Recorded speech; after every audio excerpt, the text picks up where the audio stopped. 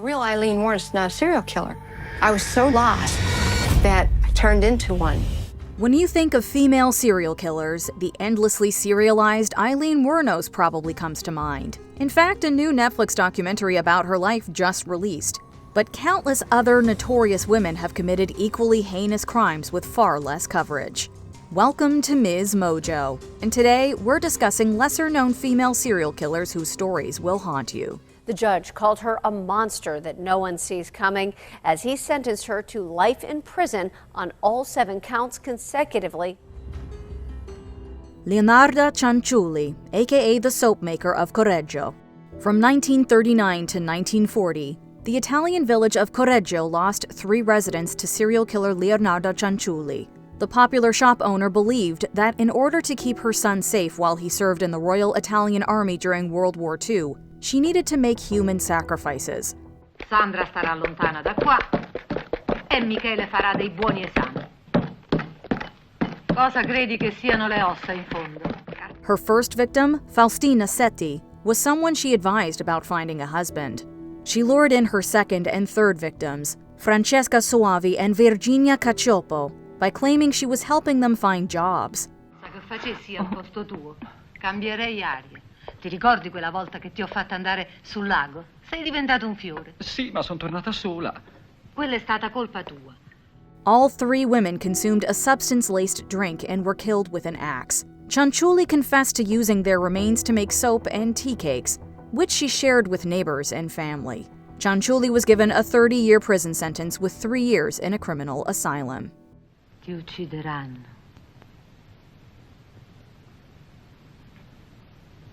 Vi uccideranno tutti. Dana Sue Gray.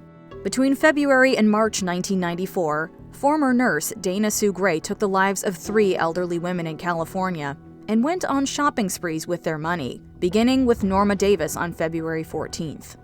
She appeared to just be sitting in her chair as if she were perhaps reading or watching TV.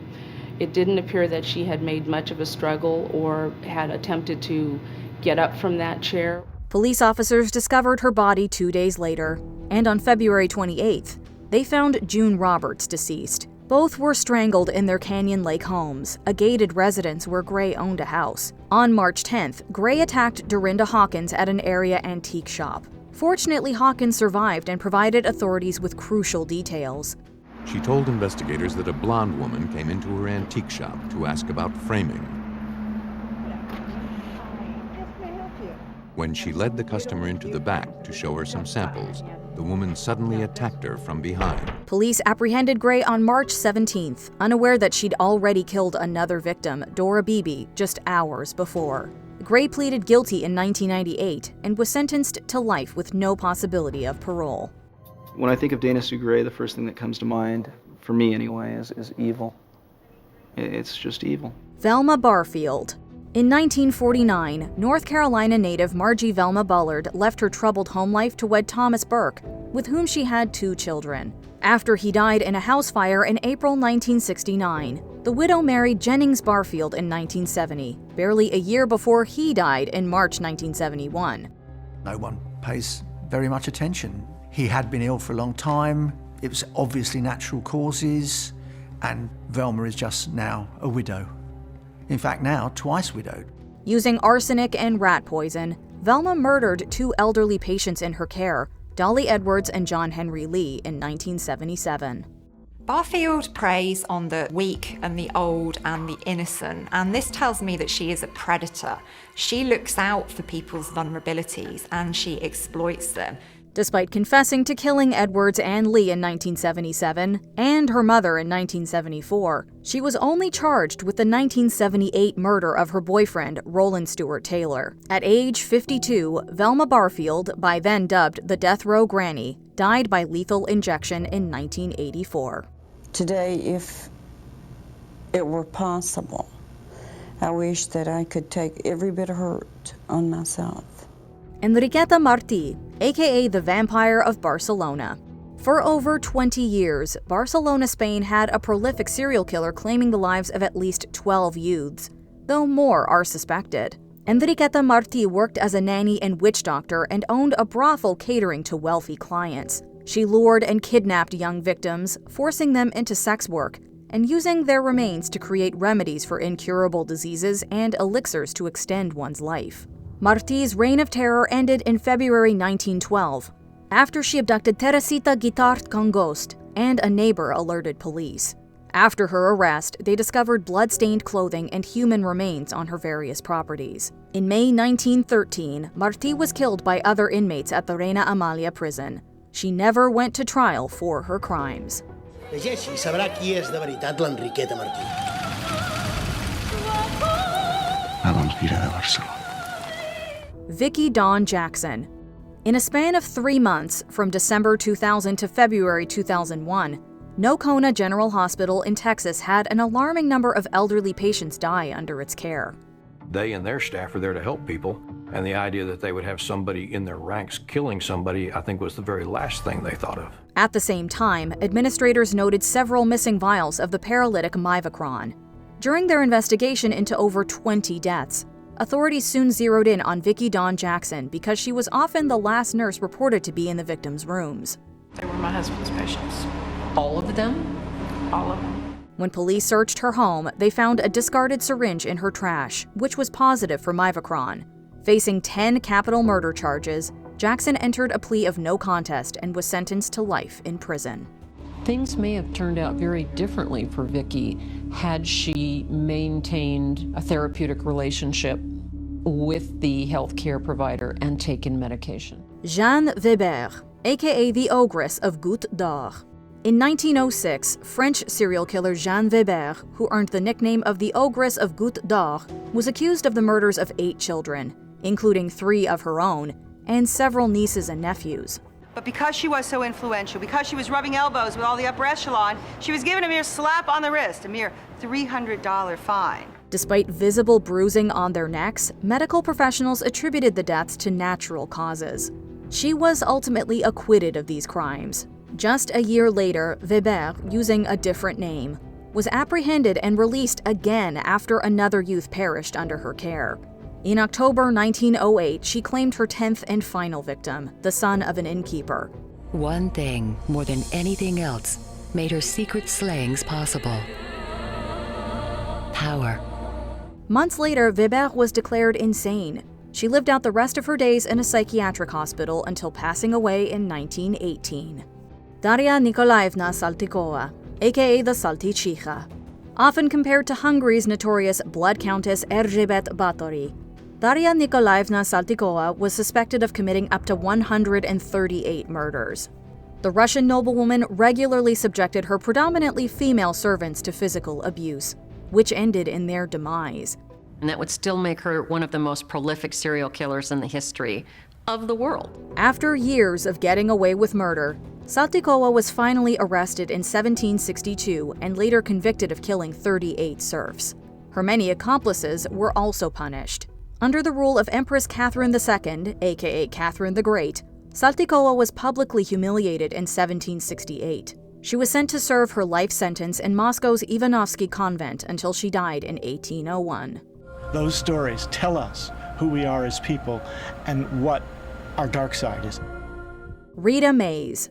In July 2017, U.S. Army veteran Rita Mays began working as a nursing assistant on Ward 3A of the Lewis A. Johnson Veterans Medical Center in West Virginia. From then until June 2018, over 100 patients died, many suffering a sudden hypoglycemic event beforehand. Some of the medical doctors found it unusual, first of all, that there were multiple non-diabetic patients that were dying of these severely low blood sugars. Mays injected lethal doses of insulin, most of whom were not diabetic. Mays was fired in June 2018, but wasn't apprehended until July 2020. While there was a large number of deceased patients, she was only charged with 7 murders. Although we did not get the verbal answers and the confessions that we were looking for, just to be able to tap into the mindset of Rita was just as important. She pleaded guilty to all counts of second-degree murder and 1 count of attempted murder. In 2021, Mays received 7 consecutive life sentences with an additional 20 years. We heard from the VA's Inspector General, who says that medical center committed serious failures that allowed the killings to go on undetected. Helen Patricia Moore. In 1978, Helen Patricia Moore lost her younger half-brother Andrew to sudden infant death syndrome, or SIDS. 2 months later, the Australian babysitter was watching her little cousin Suzanne when she too died from the disease. In the face of a second crib death, the stoic teenager impresses family and friends by doing the unexpected. While on another babysitting job, Moore attempted to kill a boy named Aaron, who survived but was left maimed and died later. In 1980, her mother, Jessie, discovered her son Peter was unresponsive. Moore then confessed to killing her young stepbrother. Helen repeatedly smothered these children to death, or attempted to. It made her feel good. It made her feel powerful. That's why she did it. The juvenile offender was charged with the murders of Suzanne, Aaron, and Peter, and 2 attempted murders, earning her 3 life sentences plus 10 more years. However, Moore only spent 13 years behind bars before she was released in 1993. Helen Moore gave birth to her own daughter. The court had no choice but to place her under 24-hour surveillance with a baby for the next 10 years. Before we continue, be sure to subscribe to our channel and ring the bell to get notified about our latest videos. You have the option to be notified for occasional videos or all of them. If you're on your phone, make sure you go into your settings and switch on notifications. Lydia Sherman, aka the Derby Poisoner. Lydia Sherman, aka the Derby Poisoner, murdered several victims using arsenic, beginning in 1864 with her first husband, Edward Struck. Edward Struck probably suffered more than Jack the Ripper's victims. That year, the nurse also poisoned 3 of their 6 children. And in 1865, the remaining 3 met the same fate. In 1868, she married her second husband, Dennis Hurlburt, and killed him the same way shortly after. 2 years later, she wed Horatio Sherman, who died from arsenic poisoning about a year after tying the knot. One of the most frightening aspects of these psychopathic killers is the extent to which they can simulate normal human reactions and behavior. Lydia Sherman was finally caught in 1871 and sentenced to life in prison for second-degree murder. While she only admitted to the murders of her 3 husbands and 4 of her children, some believe she killed close to 11 people. The Queen of Poison introduces the world to the horrific concept of the female serial killer. Which of these surprised you the most? Let us know in the comments below.